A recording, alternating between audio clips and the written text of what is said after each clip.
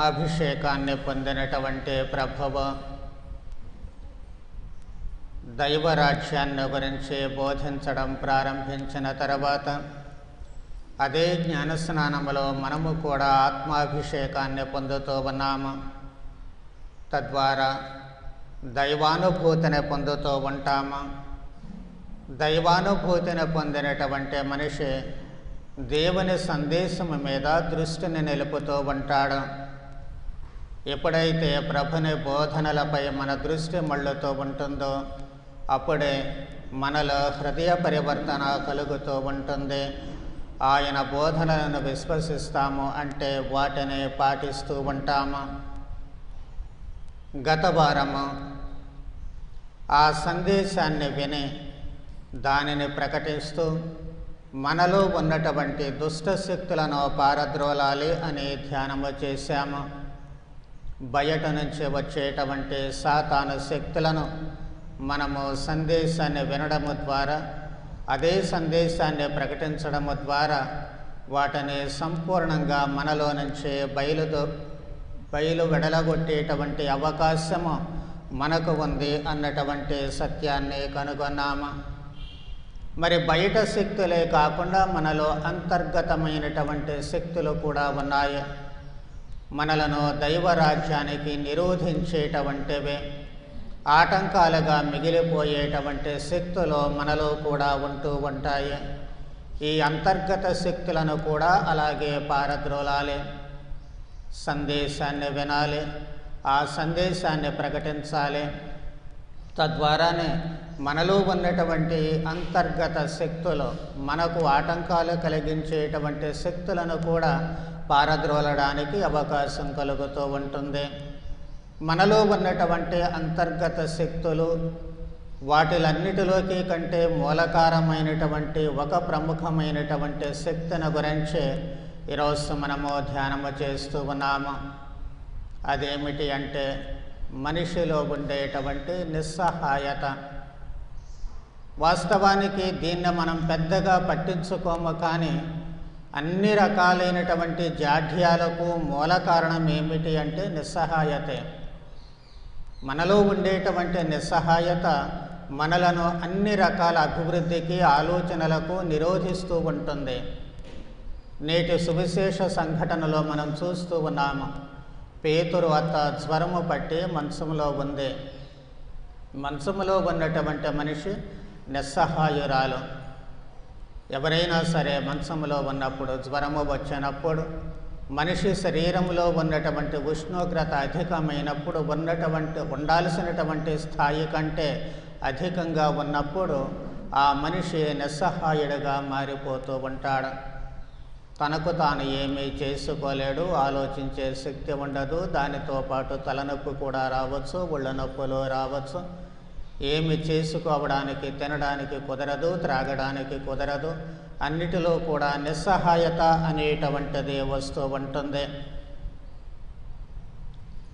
శరీరంలో ఉన్న ఉష్ణోగ్రతే కాదు, కానీ ఇంకా రకరకాల ఏది ఎక్కువైనా సరే మనలో నిస్సహాయత అనేటువంటిది ప్రవేశిస్తూ ఉంటుంది. మనకు ఉండేటువంటి ఉష్ణోగ్రత ఎక్కువైతే జ్వరం వస్తుంది అనుకుంటూ ఉంటాము. అలాగే రక్త ప్రసరణ ఉన్నదానికంటే ఎక్కువగా ఉంటే బీపీ వస్తుంది అని చెప్పి అనుకుంటాము రక్త ప్రసరణ ద్వారా. అలాగే కొవ్వు పెరిగిన, ఈ కొవ్వు ఏం చేస్తూ ఉంటుంది, పెరిగినప్పుడు రక్తనాళాలలో అడ్డం పడుతూ ఉంటుంది. ఫలితంగా రక్త ప్రసరణ సరిగా జరగకుండా ఆపి చివరకు గుండెపోటు కూడా వచ్చేటట్లుగా చేస్తూ ఉంటుంది. అందుకే మనం తిట్టేటప్పుడు వీడికి కొవ్వు పట్టిందని చెప్పి అంటూ ఉంటాము. అసలు కారణము ఇది. నిరోధించేటువంటి, ప్రాణాలు తీసేంతగా నిరోధించేటువంటి శక్తి అక్కడ ఉంది. కాబట్టి దానికి మనము ఇతరులను దూషించేటప్పుడు అలాంటి మాటలు వాడుతూ ఉంటాము. అలాగే షుగర్ ఎక్కువైనా కానీ మనకు అదే ఫలితము కనిపిస్తూ ఉంటుంది. ఇవన్నీ మానవ శరీరంలో ఉన్నటువంటి స్థాయి కంటే అధికంగా ఉన్నప్పుడు మనిషి నిస్సహాయుడిగా మారిపోతూ ఉంటాడు. ఎందుకు నిస్సహాయుడిగా మారిపోతూ ఉంటాడంటే ఏం చేయటానికి కుదరదు. షుగర్ అన్నటువంటి మనిషి తినేటువంటి స్వీట్స్ చూసినప్పుడు నోరు ఊరుతుంది, తినాలనిపిస్తుంది, కానీ నిస్సహాయత. బీపీ ఎక్కువగా ఉన్నప్పుడు ఉప్పు ఎలాంటివి తినకూడని పదార్థాలు చూసినప్పుడు ఆ చప్పడి మెతుకులు తినాలి అంటే అది నిస్సహాయత. తినాలని అనిపిస్తుంది కానీ నిస్సహాయతే. జ్వరం వచ్చినప్పుడు నీరసంగా ఉంటూ ఉంది, ఏదో ఒకటి తినాలి త్రాగాలి అనిపిస్తుంది కానీ ఏమీ తినలేము, నోరంతా చేదుగా మారుతూ ఉంటుంది, అక్కడ నిస్సహాయతే. ఇలాంటి నిస్సహాయత మనలో ప్రవేశించినప్పుడు ఆటోమేటిక్గా మనలో రకరకాలైనటువంటి రుగ్మతలు పుడుతూ ఉంటాయి. అది కోపమే కావచ్చు, అసహనమే కావచ్చు, ఇంకా ఏదైనా చీకాకే కావచ్చు, ఇంకా రకరకాలైనటువంటివి దానిలో నుంచే పుట్టుకు రావడానికి అవకాశము కలుగుతూ ఉంటుంది. ఇదే నిస్సహాయత మనము యోబు గ్రంథంలో చూస్తూ ఉన్నాము. మొదటి పఠనంలో చదువుకున్నాము. ఆయన ఏమంటూ ఉన్నాడు? మానవ జీవితము యుద్ధమున నిర్బంధముగా పోరాడుట వంటిదే. నిర్బంధంగా పోరాడటం అంటే ఇష్టపూర్తిగా పోరాడటం కాదు. సైనికులు ఏం చేస్తారు? వాళ్ళు వాస్తవానికి మనస్ఫూర్తిగా దేశము కోసమో ప్రాణాలు ఇవ్వడానికి సిద్ధపడి అంకితాభావముతో యుద్ధం వచ్చినప్పుడు చేస్తూ ఉంటారు, ప్రాణాలు లెక్క చేయకుండా. కానీ అదే మనిషి అంకితాభావము లేకుండా బలవంతంగా యుద్ధానికి పంపించినప్పుడు ఏం చేస్తూ ఉంటాడు? ఇటు దేశం పరువు పోగొడతాడు, అటు ప్రాణాలు పోగొట్టుకుంటాడు. ఎందుకంటే బలవంతంగా యుద్ధానికి వెళ్ళాడు కాబట్టి సరిగా చేయలేడు. సరిగా యుద్ధం చేయలేకపోతే శత్రువుల చేతికి చిక్కుతూ ఉంటాడు. అలా ప్రాణాలు పోగొట్టుకుంటాడు, ఇటు దేశాన్నే పోగొట్టుకుంటూ ఉంటాడు. కాబట్టి ఈ జీవితము అలా బలవంతంగా యుద్ధము చేసేటువంటి ఒక సైనికుడిలా మారింది అని చెప్పి ఆయన వాపోతూ ఉన్నాడు.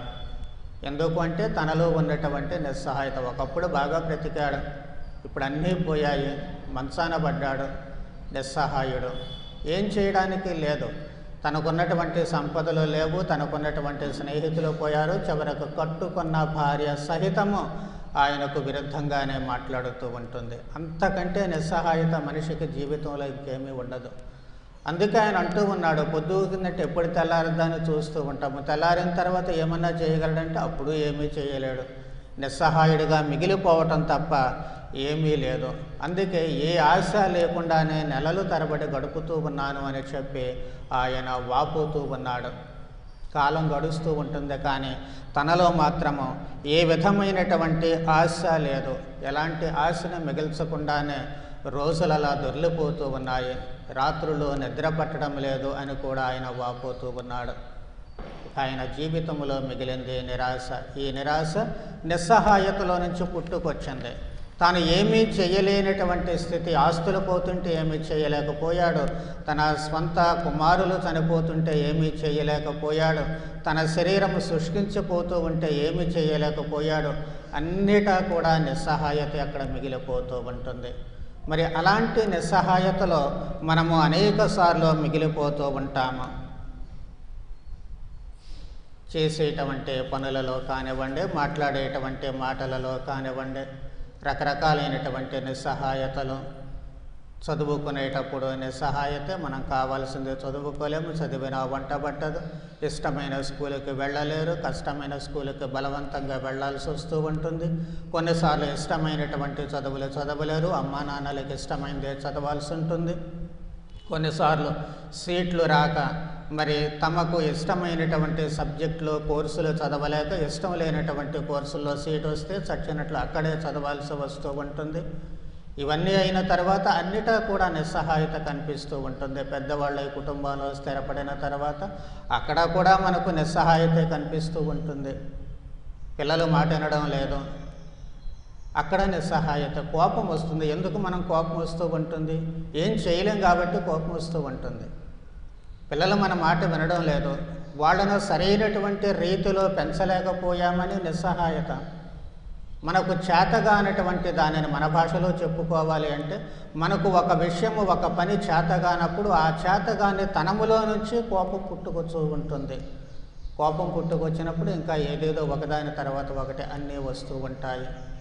మన మాట విననప్పుడు, మన మాట చల్లనప్పుడు, లేకపోతే మన ఆధీనంలో ఉన్నటువంటి పనులు జరగాల్సిన రీతిగా జరగనప్పుడు ఆటోమేటిక్గా కోపం వస్తుంది. కోపం ఎందుకు వస్తుందంటే మళ్ళీ నిస్సహాయతే. ఏం చేయలేము, చేయడానికి మన చేతుల్లో ఉండదు. అలాంటి సమయంలో మన మాట మనుషులు విననప్పుడు, మన చేతుల్లో లేనప్పుడు, మనం చేయలేనప్పుడు మనలో పుట్టుకొచ్చేది ఆవేశము, మనలో పుట్టుకొచ్చేది కోపము. వీటి ద్వారా ఏమవుతూ ఉంటుంది, కొన్నిసార్లు అవతల వాళ్ళ మీద ద్వేషాన్ని పెంచుకుంటాం, మరి కొన్ని సందర్భాల్లో కక్షను పెంచుకుంటాం, కొన్ని సందర్భాల్లో కక్షను పగ ప్రతీకారాలకు పోతూ ఉంటాము. ఇలా నిస్సహాయత మన జీవితాన్ని కుంటుపడేటట్లు చేస్తూ ఉంటుంది. ఏమీ చేతగానటువంటి వ్యక్తుల్లా తయారు చేసి మనలో మిగిలినటువంటి దుర్గుణాలు వచ్చి తిష్ట వేసుకునేటట్లు ఒక మూల కారణంగా, పునాదిగా ఈ నిస్సహాయత అనేటువంటిది మిగులుతూ ఉంటుంది. మరి ఈ నిస్సహాయతలో మనకు ఆసరా కావాలి. ఈ ఆసరా ఎక్కడి నుంచి వస్తూ ఉంటుంది? నిస్సహాయురాలుగా మంచములో పడి ఉన్నటువంటి రాయప్ప గారి అత్త వద్దకు ప్రభువు వచ్చారు. మరి ఎలా ప్రభువు వచ్చారు? ఆయన తనంతట తాను రాల. వాళ్ళ ఇంటికి వెళ్ళినప్పటికీ కూడా ప్రభువుకి వాళ్ళు తెలియజేశారు అని సువిశేషకారులు చెబుతూ ఉన్నారు. ప్రభువుకి నివేదించాలి. అక్కడ ఓ నిస్సహాయురాలు ఉంది అన్నటువంటి విషయాన్ని ఇక్కడ నివేదిస్తూ ఉన్నారు. ప్రభువు కూడా ఇంట్లో అడుగుపెట్టినప్పుడు 2 రకాలైనటువంటి మనుషులతో, ఆ ఇంట్లో మనుషులు అయినప్పటికీ కూడా ఇద్దరు 2 రకాలైనటువంటి మనుషులతో వెళుతూ ఉన్నారు. ఆ 2 రకాలు, మొదటి రకము, మొదటి జంటను ప్రభువు చేపలు పట్టేటువంటి వాళ్ళను పిలిచారు. రెండవ జంట వలలను బాగు చేసుకునేటువంటి వాళ్ళు, అంటే తన పరిచర్యలో తోడుగా ఉండేటువంటి వాళ్ళు, మనుష్యులను ప్రభువు వద్దకు తెచ్చేవాళ్ళు ఒక జంట అయితే, దానిని సముచితంగా రిపేరు చేసేటువంటి వాళ్ళు మరో జంట. పనిని విభజిస్తూ ఉన్నారు అక్కడ. అందుకే ఈ శిష్యులు అక్కడకు వచ్చినప్పుడు ప్రభువుకి నివేదిస్తూ ఉన్నారు. ఈ నివేదన మానవ జీవితంలో అత్యంత ప్రాముఖ్యమైనటువంటిది. నిస్సహాయతతో ఎంతోమంది ఇంట్లో పడి ఉంటూ ఉంటారు. అది మన బాధ్యత, దేవునికి నివేదించడం మొట్టమొదటి బాధ్యత. అందుకే మనం అసలు దివ్య బలి పూజలో విశ్వాసుల ప్రార్థన చెబుతూ ఉంటాము. మీకుగా మీరు మైకు వద్దకు వచ్చి ఒక్క మాటైనా ప్రార్థన చేయండి అని చాలాసార్లు నేర్పించింది అందుకోసమే. నివేదించాలి దేవునికి. మీ తరపున, పరుల తరపున నివేదించాలి. మీకు తెలిసినటువంటి వాళ్ళు, మిమ్మల్ని ప్రార్థించమని అడిగినటువంటి వాళ్ళు అనేక మంది ఉంటారు. వాళ్ళ కోసము దేవునికి నివేదించాలి. ఆ నివేదించేటువంటి సమయము ప్రభువు వచ్చినప్పుడు, ప్రభువు ఎక్కడో ఉన్నప్పుడు రాయప్ప గారు కానీ, ఆంధ్రేయ గారు కానీ, లేకపోతే రాయప్ప గారు తమ అత్త అస్వస్థతగా ఉందని తెలియచెప్పాల. ఇంటికి వచ్చిన తర్వాత ప్రభువు ఆ ఇంట్లో ఉన్నప్పుడు, మరి ఎక్కడ కూడా మనము ప్రభువు ఇంట్లో ఉన్నప్పుడు, ప్రభువు మన దగ్గర ఉన్నప్పుడు, అది దివ్య బలి పూజ. దివ్య బలి పూజలో ప్రత్యేకమైనటువంటిది. ప్రభువు ఎక్కడ ఉన్నారు కాబట్టి ఆ ప్రభువుకి నివేదించాలి. దివ్య సత్ప్రసాదములో ప్రభువు ఉన్నారు. ఆ ప్రభువుకి మన అవసరాలు నివేదించాలి. ఎవరెవరైతే నిస్సహాయులుగా ఉంటూ ఉన్నారో, మన ఇంటి ప్రక్క వాళ్ళే కావచ్చు, మన బంధువులే కావచ్చు, తెలిసిన వాళ్ళే కావచ్చు, మిత్రువులే కావచ్చు, ఎవరైనా కానివ్వండి, నిస్సహాయులైనటువంటి మనుషులను గురించి మనము దేవునికి నివేదించాలి.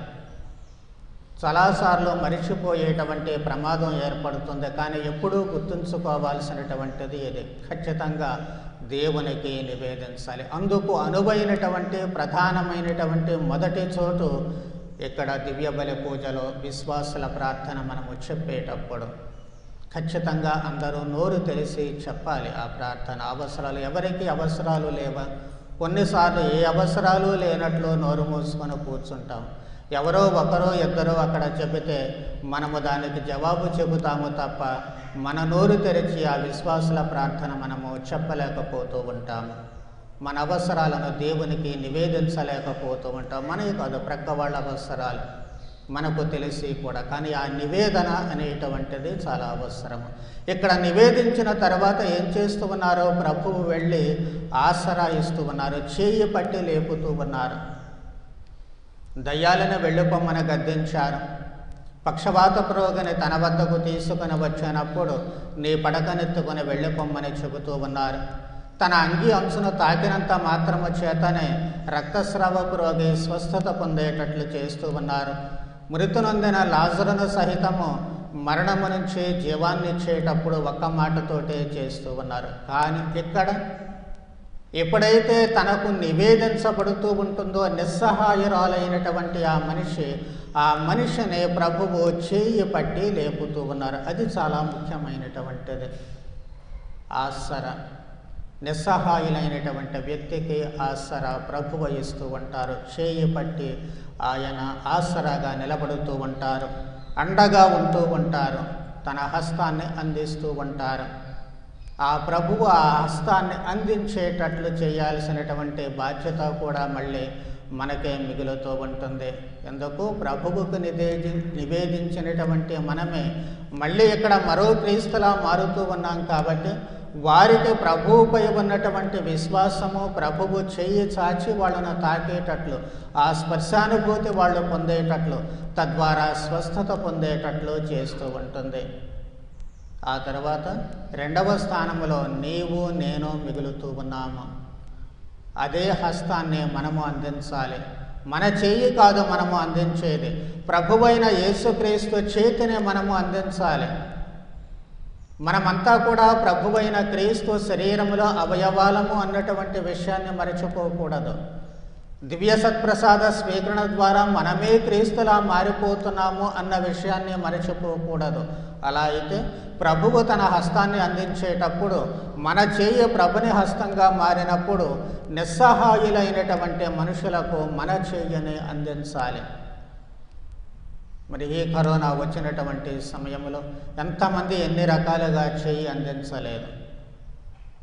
అన్నార్థులకు అన్నం పెట్టడమే కానీ, వైద్య సహాయమే కానీ, ఆశ్రయం కల్పించడంలోనే కానీ చాలామంది అందిస్తూ ఉన్నారు. కథోలిక సంస్థలు అందిస్తూ ఉన్నాయి, కథోలికేతర సంస్థలు కూడా అందిస్తూ ఉన్నాయి. వారందరూ కూడా ఎవరైనా ఏ మతానికి చెందిన వారైనా దైవ హస్తముగా తమ హస్తాలను మలచి ఆ ఆపన్న హస్తాలను ఆశ్రయిస్తూ ఉన్నారు. అవసరమైనటువంటి సమయాలలో ఎంతమందిని ఆదుకోవడం లేదు. ఆ గుణము ముఖ్యంగా ఉండాలి. అదే గుణము అందరికీ రావాలి.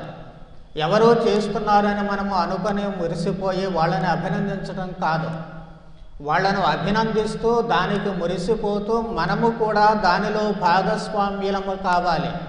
మనమున్నటువంటి స్థాయిలో, మనకున్నటువంటి పరిధిలో ఖచ్చితంగా ఇతరులకు మనము ఆ ఆసరాను అందించగలగాలి. రకరకాలుగా ఆధ్యాత్మికంగా కానివ్వండి, భౌతికంగా కానివ్వండి. అనేక మంది మన ఇంటి చుట్టూ వ్యాధిగ్రస్తులు ఉంటారు. ఏం చేయాలి? చూసి వదిలివేయటం కాదు, వాళ్ళని కాస్త పలకరించాలి.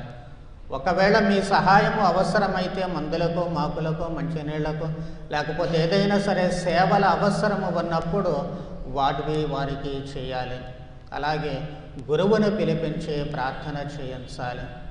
లేదా మర్యాదల సభ్యులు వాళ్ళు సమావేశమై ఆమె కోసము లేక ఆయన కోసము అక్కడ ప్రార్థన చేయాలి. ఆ వ్యాధిగ్రస్తుల కోసము. తద్వారా క్రీస్తు మీ ప్రార్థన ద్వారా అక్కడకు వస్తూ ఉంటారు. మీ ప్రార్థన ద్వారా తన ఆపన్న హస్తాన్ని ఇచ్చి ఆదుకుంటూ ఉంటారు. కాబట్టి అది గురుతరమైనటువంటి బాధ్యత. సందేశాన్ని విని ప్రకటించడము అనుకున్నామే, మనము విన్నటువంటి ఈ సందేశాన్ని, మనము విన్నటువంటి ఈ క్రీస్తు స్వరాన్ని తిరిగి ఇదిగో ఈ సేవల ద్వారా వాళ్లకు అందించగలగాలి. అనేక సార్లు మనం అలా వదిలివేస్తూ ఉంటాము, వాళ్ళ మానాన్న వాళ్ళని వదిలివేస్తూ ఉంటాము. అలా ఎప్పుడూ కూడా చేయకూడదు. అవి మనము గుర్తించాలి. మన చుట్టూ ఉన్నటువంటి వాళ్ళని మనము అక్కడకు వెళ్ళి ప్రార్థన చేయాలి. మళ్ళీ దేవాలయంలో ప్రార్థన చేయాలి. అవసరమైనప్పుడు గురువును కూడా పిలిపించి వారికి అవసరమైనటువంటి ఆధ్యాత్మిక సేవలు అందేటట్లుగా చేయాలి. తద్వారా దేవుని హస్తము వారికి తోడుగా ఉంటుంది, దైవ స్వస్థత వారికి లభిస్తూ ఉంటుంది. వాళ్ళు ఉన్నటువంటి నిస్సహాయతలో నుంచి బయటపడడానికి అవకాశము కలుగుతూ ఉంటుంది. అలా చేయగలిగితే పేతురు అత్త ఏమి చేస్తూ ఉంటుంది? ఆమె ఎప్పుడైతే ప్రభువు చేయి పట్టి పైకి లేపారో, ఆమెలో ఉన్నటువంటి నిస్సహాయత పోయిందో, ఆమె తిరిగి పరిచర్యలు చేయటం ప్రారంభిస్తూ ఉంటుంది. ఇది అత్యంత ప్రధానమైనటువంటిది. మనలో ఉన్నటువంటి రుగ్మతలు పోయినప్పుడు, దైవ హస్తము మనకు దొరికింది అన్నటువంటి భావన, అనుభూతి మనకు కలిగినప్పుడు, ఆ దైవానుభూతిలో నుంచి మనకు రావాల్సినటువంటిది కృతజ్ఞతాభావము. కృతజ్ఞతాభావము ఎప్పుడైతే ఉంటుందో మనము పనిలోనికి దిగుతూ ఉంటాము, పరిచర్యను ప్రారంభిస్తూ ఉంటాము, సేవలు చేయడం ప్రారంభిస్తూ ఉంటాము. అది ఎవరు అన్నటువంటిది అప్రస్తుతము, కానీ అందుబాటులో ఉన్నటువంటి వారికి ప్రభువైన యేసుక్రీస్తుకు ఆమె ఏ విధముగా అయితే సేవలు చేసిందో మనము కూడా మన పరిచర్యలకు అవసరమైనటువంటి వారి కోసము చేయాల్సినటువంటి అవసరము ఏర్పడుతూ ఉంటుంది. వీటన్నిటికీ కూడా పునాది ప్రార్థనే అని ఎప్పుడూ కూడా మరచిపోకూడదు. ప్రభువు ఏం చేస్తూ ఉన్నారు? ఆమెకు ఆసరా అందించిన తర్వాత మళ్ళీ ఏకాంత ప్రార్థనకై వెళ్ళిపోతూ ఉన్నారు. ప్రభువు ఎప్పుడూ కూడా ప్రార్థనలోనే ఎందుకు గడుపుతూ ఉన్నారు? తన పని అయిన తర్వాత తండ్రి దేవునితో తనకున్నటువంటి ఆ అనుబంధం తెగిపోకూడదు. అది ఎప్పటికప్పుడు బలపడితేనే ఇక్కడ తాను ఆసరా ఇవ్వగలిగినటువంటి శక్తి అక్కడ ఉంటుంది. నిస్సహాయులకు తోడ్పడేటువంటి శక్తి తనకు ఉంటుంది. ఒక మనిషిగా అన్ని వేళలా అందరికీ అన్నీ తానే నిలవడానికి తనకు వచ్చేటువంటి శక్తి కేవలము ఈ ప్రార్థన ద్వారానే. కాబట్టి ప్రార్థన మన జీవితంలో ఒక అంతర్భాగంగా ఉండాలి అనేటువంటిది మరచిపోకూడదు. అది కూడా మనము ఎక్కువగా నిర్లక్ష్యం చేసేటువంటి ఏకాంత ప్రార్థన. ఏకాంత ప్రార్థన, భగవంతునితో ఒంటరిగా కాసేపు, ఇది ఎప్పుడూ కూడా జీవితంలో మరచిపోకూడదు. మనకు రకరకాలైనటువంటి ప్రార్థనలు, అంటే సాంఘిక ప్రార్థన ఉంది. అందరము కలిసి ఏకత్వాన్ని చూపించుకుంటూ భగవంతుడిని ప్రార్థన చేస్తాము. దివ్య బలి పూజ, ఇతరత్ర ప్రార్థన సమావేశాలు మొదలగునవి అన్నిటికీ. రెండవదిగా కుటుంబ ప్రార్థన. కుటుంబములో ప్రతిరోజు ఖచ్చితంగా ప్రార్థన చేయాలి.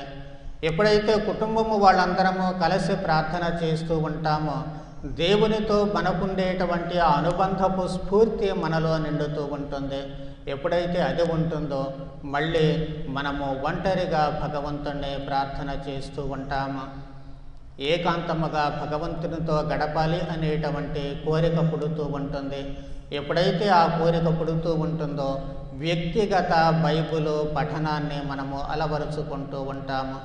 పవిత్ర గ్రంథ పఠనము అది మనలను అక్కడే మన మనస్సులను, మన శరీరాలను దానిపైనే కేంద్రీకరించేటట్లు చేస్తూ ఉంటుంది. ఏ విధమైనటువంటి అలజడి, ఆటంకాలు లేకుండా మన మనఃశరీరాలు కేంద్రీకృతం కావడానికి అవకాశం కలుగుతుంది. అలా చదవగలిగితే, పఠించగలిగితే మళ్ళీ మనము ఏకాంత ప్రార్థనలోనికి వెళ్ళిపోతూ ఉంటాము. ప్రభువు మాదిరిగా మనం కొండల్లోకి, కోనల్లోకి, తోటలోకి పోవాల్సిన అవసరమే లేదు. కానీ మనము ఉన్నటువంటి ఇంట్లోనే సమయాన్ని చూసుకోవాలి. కావాలి అనుకుంటే సమయం మనకు దొరుకుతుంది. లేదా ఒంటరిగా దేవాలయానికి రావచ్చు, అక్కడ ప్రార్థన చేయవచ్చు.